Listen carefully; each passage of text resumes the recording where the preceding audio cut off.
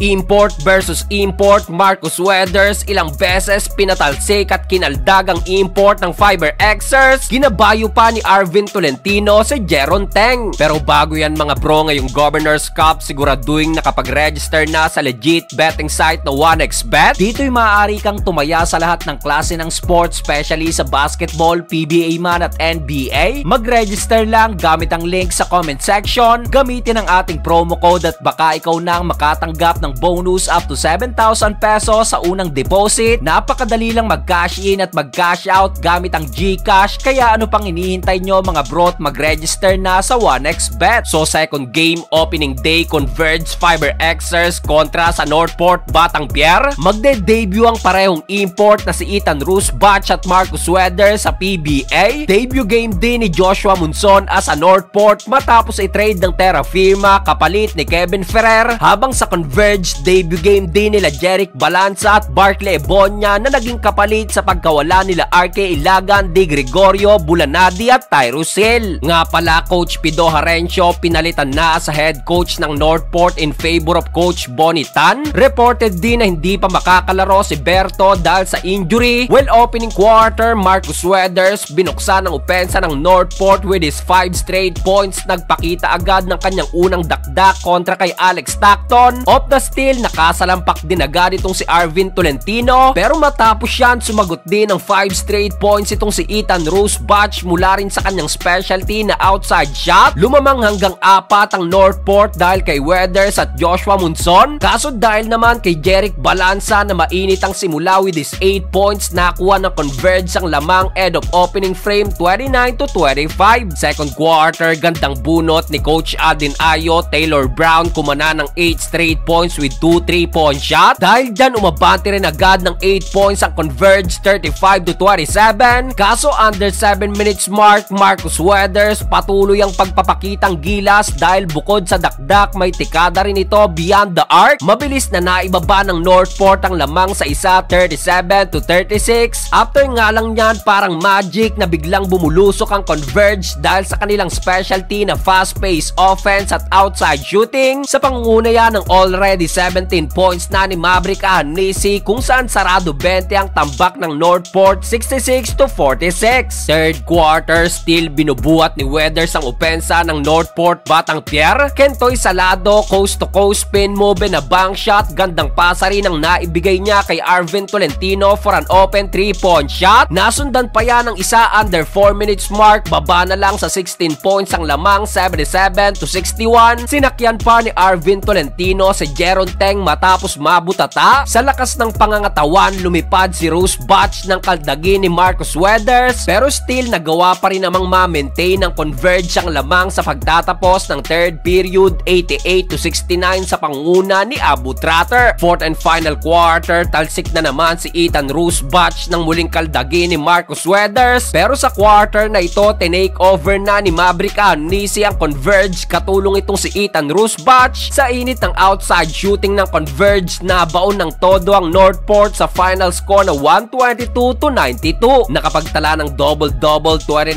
points at 9 assists itong si Maverick Ahanisi, na sinunda naman ng almost double-double din ni Ethan Rusbach with 17 points at 9 rebounds. Unang panalo nakuha ng Fiber Xers.